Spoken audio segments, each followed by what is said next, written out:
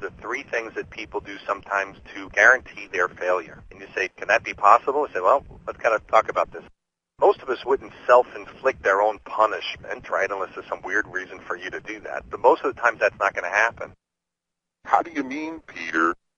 Reason number one, they stop working. Here's some examples of how people stop working. They stop working because they stop doing the things that give them results in the areas in which they need results. You have to keep up your own personal performance. If you let your personal performance slip, I'll tell you, you're probably not training your people on what they need to be trained on. So you always have to be going out there thinking to yourself, how do I sell more stuff? And then obviously, if you figure it out, you teach your people how to do the same thing. And that falls into option number two. You think about all the time, how do I build a bigger sales team? So when you're starting to build a business, if you have no sales team, what do you think you should spend most of your time doing? Building a sales team.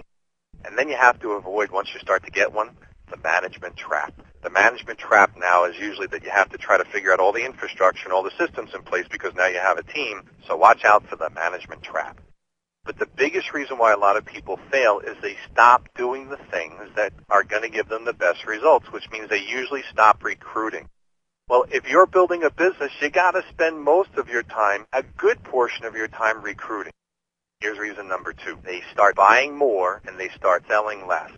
When my guys used to come back to me, I would ask them, so what did you do? Did you buy or did you sell? They'd say, well, I didn't sell, but I didn't think I bought. And I kind of went through the whole thing. Well, if you didn't sell your product, you probably bought the objection. Which one did you buy?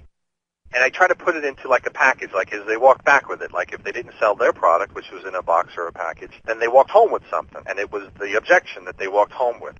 Did you buy the I can't do it now until after I get my refund objection? I don't have time now objection, right? Or they say things like, no, it's too much money objection. Well, I guess you're right. If I'm not selling, I'm buying. Or they say things like, no, it's too much money objection. Or I don't have any. Or I'm broke. Or all the variable things that people say. Those are the things that we buy if we're not selling our product or our service. You realize by design, a way to guarantee your failure is buy the wrong plan or be sold the wrong plan.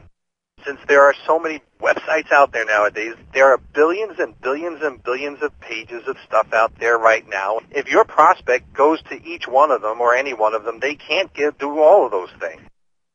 Because there's so much, the opportunities sometimes are diluted. They get distracted by an instant message. They get distracted by something else. You don't have the leverage you need to have them glued to the thing. It's not like you can tie them to the computer screen so they have to click the next button and pay attention 100%. You don't have that type of leverage.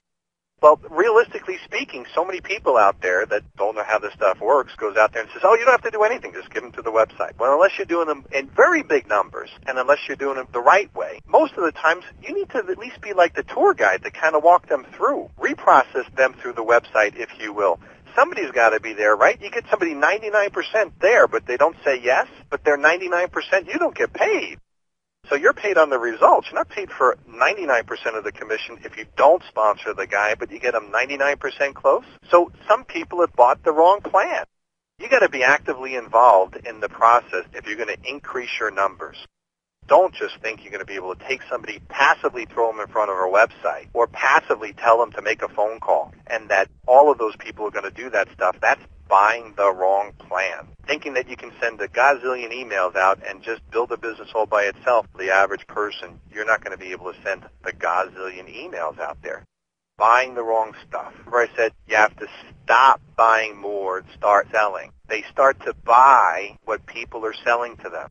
If you're doing prospecting, you have to watch out.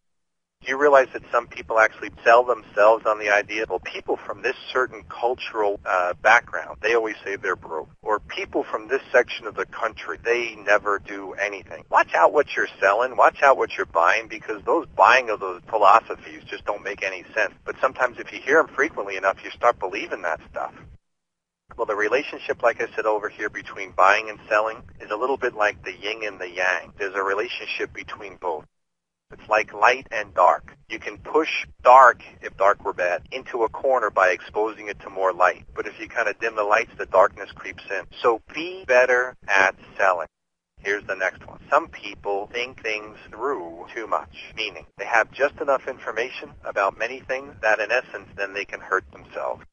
Having just enough information to sound smart or feel smart and then do things to actually self-inflict your own penalties. or self-inflict your own pain. We call that what? You can use words like prejudgment. And then also the idea of thinking too much. In reference to this, you should always be thinking and planning and stuff like that, but watch when you're doing your business if you're thinking things through too much, and it slows down your production. So back to these three things. The three things that people do to literally ensure their levels of failure instead of their levels of success.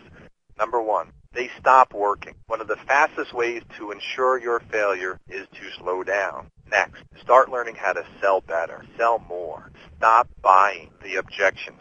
Stop buying the wrong game plan. And the last thing would be is, of course, in reference to thinking. You know, when to think too much or learn when not to think so much. Kind of manage the differences over there. Those three things can put you on the right track so you can be certainly more productive. This stuff is a lot easier to talk about, guys, than it is to apply, but this is the stuff that I think you need to work on a daily basis if you're going to make it in this industry or make it wherever you go.